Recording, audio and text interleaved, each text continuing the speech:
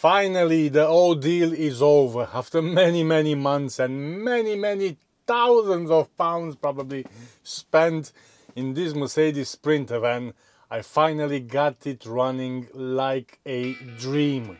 So if you're considering buying a high mileage Sprinter, well, this is the video for you. This is my Mercedes Sprinter 313 CDI. It's a 2.2 diesel from 2011 and it has over 260,000 miles on it. In 2022, I started my conversion from a regular van to a camper van.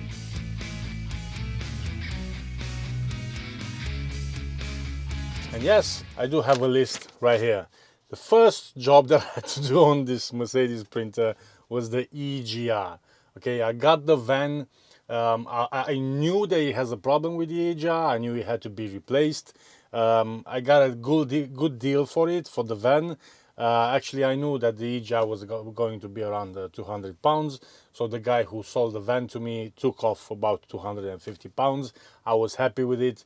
But that was the only error that was showing up on the dash. It constantly went into limp mode. When I did the scans with the scan tool, that was the only thing showing up on as an error.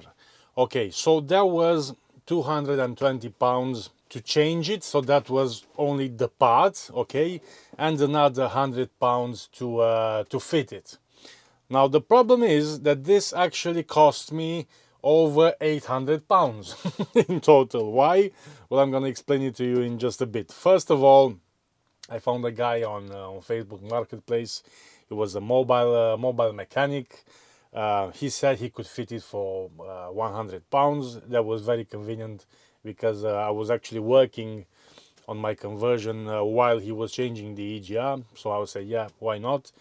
But what he did not tell me is that he over tightened one of the bolts, and when I got to France on my holiday last summer, I can see the water dripping out of the EGR, and I had to find another mechanic to fit another bolt in. He also changed some injectors there, so he charged me 500 euros just for that, because he spent, I think, 10 or 12 hours in his workshop.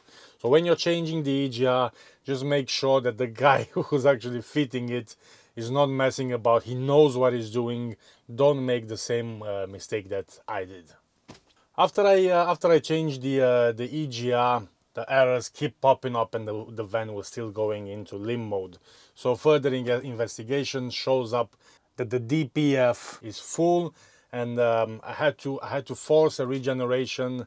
Now luckily for me, I did have the proper scan tool to do the forced regeneration, because otherwise, to replace it, what I found online is in excess of 800 pounds to replace the whole DPF. Or of course you can remove or delete the DPF. I didn't want it to do that. Now luckily for me, I only had to clean it. What you have to do is you unscrew the lambda sensor, you spray some purge cleaning stuff in there, leave it for a couple of hours. Then I did the regeneration, and I was lucky. I've solved the problem that way. Since then, my DPF is getting nice and is cleaning itself. Now I think it's at around 37%, so no problem with that. So that only cost me 30 pounds for the cleaning products and 100 pounds for the lambda sensor. The thing with the lambda sensor, as most of the parts, it has a mileage limit on it, so it says it should be changed at around 100,000 miles or something like that. The lambda sensor, it's right over here. You just unscrew that, you pour in the purge. It goes down through the DPF, and once you do the forced regeneration, everything will be nice and clean, hopefully. As I've said, I've also changed this lambda sensor. The next on the list is the turbo. Now please bear in mind that these errors, they don't just show up, all of them, all of a sudden. As soon as I replaced and repaired one of the things, then another one will keep popping up. But they are all connected, as I will try to explain it a bit later. But the van kept going back into limp mode, especially when I was climbing steep hills. The boost pressure control was sensing that there's something wrong with the turbo system, and it kept getting the van back into limp mode. Now these sprinters have dual turbos, if you want. They are basically two turbos into one single unit, and they are controlled through a system called Westgate. This system is activated by vacuum control. Now I'm just gonna pop into the engine bay and show you exactly what I'm talking about, because it can get a bit more complicated. It's easier for you to see. Come with me. Okay, so this is the turbo right here. One of them is the small one. I think this one is the small one, and this is the large one. The Westgate is controlled via this what I call them mushrooms. There's a big one right here, and there's the small one right there. Now what it does, because these rods are activated through vacuums, let me see if I can show you this. This is actually opening and closing the turbo. Now this big mushroom right here, this was broken inside. It's really easy to check. You just unplug this one right here, pull the lever forward or backward, and just hold the finger on the back of that, and it should hold the rod. If the rod is slightly going back, then this so-called mushroom is not holding air properly, and it needs to be changed.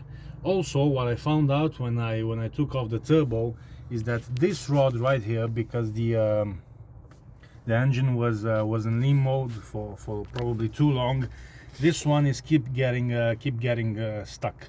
So what I do occasionally, I just take some WD-40 and just spray it right here. That way I can make sure that it's constantly lubricated and it won't jam. Probably it took the mechanic around 1 hour just to constantly move that part, just backwards and forward to remove all that rust. So by spraying a little bit of WD-40 right there, it can stop the rust from occurring again. So that was the turbo system sorted. It only cost me 30 pounds for parts, and 50 pounds to clean it. I took it off myself. The guy who cleaned it, he said that basically there are some rods in there, and when these turbos are going, when they are approaching their end of the lifetime, that rod in there has a slightly big play or something, and this one seemed fine. The only thing is, and that's what I said earlier, that all of these things are connected. If one of the system doesn't work for a long time, it can affect other systems as well. So by the fact that the van was going with the faulty EGR and it was constantly in limp mode, that thing affected the DPF. Of course, it was getting full of soot, and also the fact that the turbo wasn't going because the van was in limp mode. That actually helped produce the quite large amount of rust and debris on that rods, and because the vacuum system was just trying to push that rods to work, it eventually punctured one of those mushrooms. So that was the turbo sorted. As I've said, 30 pounds for that big mushroom on the Westgate, and 50 pounds to clean it, and it's all good to go. For how long, I don't know. That could be the original turbo on this vehicle, and at around 260,000 miles is probably gonna go soon, but hopefully not this year. Now, next on the list are the injectors. Yeah, they just keep coming. Now, the thing with the injectors, there is a way actually that you can test them and see how well they perform. After doing one of those tests, I figured out that two of the injectors are in really bad shape, and probably it's a good idea to change all four of them. Now, I did find a guy on eBay. He was saying that they are really low mileage, but they're just sitting around, and he just wants to get rid of them. He did have one of those test form. He sent it over to Delphi to get them checked and all that. So he was proving that the injectors were working correctly. But what I didn't knew that actually the injectors that were just sitting on a shelf for too long, they can become faulty, and or they just won't work as good as they should. So that's something to keep in mind. If you find a good deal on injectors, ask for how long is the injectors are just sitting on a shelf, because that apparently it's really, really bad for them. Now, I did change them anyway, but the car was constantly either going into limp mode, or occasionally the check engine light was going on, and the message that kept popping up were either fuel pressure too low or something like that. So what I did after I came back from my holiday, I found a company on eBay that they refurbish injectors. So with 240 pounds, I basically changed all four injectors. I took them off. I've sent the old injectors to them. I put the new injectors in, and everything was going nice, but not perfect. The next and final thing on my list, finally, I know, was the quantity control valve. This error came up actually only after I changed the injectors. What the van was actually doing, it was pretty rough on the idle, and especially when either at gear changes or roundabouts, or when you're gonna stop or at a light somewhere, the engine kept stalling. It was very random. Sometimes it was working perfectly, sometimes it stalled 10 times in a day. Very random, especially on low revs. Okay, when I was driving on the motorways, no problem whatsoever. The only problem was when I was stopping. Okay, low revs, change of gears, 1 2 3 4, then the engine kept stalling, and this error just came up after I've changed all of these parts. So as I've said, nothing, they don't just show up all of the sudden. Okay, it was a waiting game to see if we're gonna change this, what will happen or whatever. But it just, this was the last and final problem. It was £100 for the part and another £100 to fit it. Now bear in mind that depends on where you live or how much the actual mechanic can charge you. The first quote I got was over £500 just on labor. Okay, the thing is, this quantity control valve is located under the EGR, so you have to take the EGR off, then it's just 2 screws and off you go, you put back everything. But these guys first quote me 10 hours of labor, okay, at the rate of £50 an hour, plus the part that you couldn't bring your own part, so you have to purchase the part from them. But thank God I do ask around, and I finally got a very good mechanic, so he only charged me £100 and he did it in 2 hours. But this quantity control valve was probably the most annoying problem out of all, because the engine would keep stalling for no apparent reason. I got very mixed errors coming up, like boost pressure too low, either fuel pressure too low or too high. But since I've replaced the quantity control valve, everything is going and is working great. So there you go. This whole thing cost me £1,700. Now I do have the peace of mind that all of these parts are sorted, most of them new. I do have a very good feeling that It's gonna be a while since I'm gonna have to replace something else, even though I believe that the turbo might go eventually, sooner or later. I'm not sure how long can I keep that spray thing going. um, it's a high mileage, and the turbo to be honest is not that expensive. I think I can get it for around 500 pounds. That's refurbished, of course, but yeah, so far that's how much I've spent, 1,700 pounds.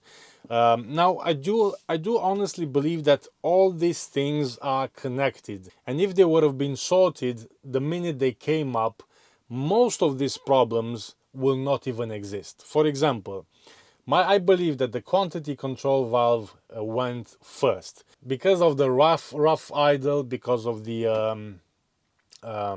implausible signals that they're sending to the injectors. Then the injectors went as well. Turbo, DPF, and EGR, they definitely have to be connected. Because of the EGR, the van it's in limp mode. Because it's in limp mode, the DPF gets clogged, and once again, because it's in limp mode, those actuators on the west gate, they don't work. So it was they were building up rust in there, and it made the actuators to freeze up eventually, and for that mushroom to blow the membrane inside, to puncture the membrane. So these are all connected. But the bottom line is, if you're going to buy a high mileage Sprinter, just make sure you have a decent history on it.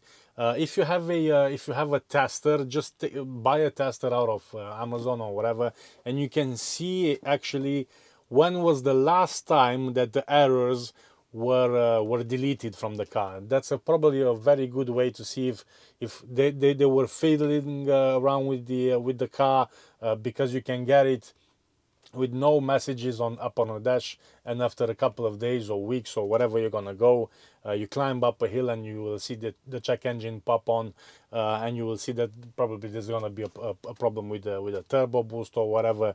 Just have it's a good investment just to buy one of those scan tools. I'm not gonna recommend any of you. There are plenty of them out there. Just check when was the last time the errors were erased from the vehicle. So if you're gonna ask me, will it worth buying a high mileage Sprinter, I would say yes, but just bear in mind that probably you will have to change some of the parts. It depends if you got a good mechanic around you. If these things, most of these things, I did them myself, okay? Because probably with the injectors, if I were to go at the garage or whatever, only for labor, this probably could cost me either from 500 to 1,000 pounds. So just bear in mind, if you're mechanically minded, if you have some knowledge, you can change parts by yourself, then it's a good idea.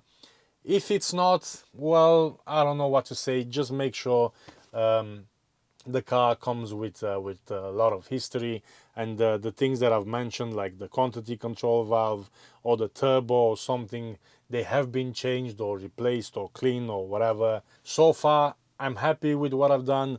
The van is driving like a dream. The MPGs are incredible right now. Sometimes I even get almost 40 miles to the gallon, at 60 miles an hour on the motorway, of course. But yeah, it did make a whole lot of difference changing all of these parts and sorting them. But as I've said, you never know. It's an old car, it's a high mileage, but fingers crossed. I hope it helped you. If you have any questions, drop them down in the comment section below, and good luck with your Sprinter.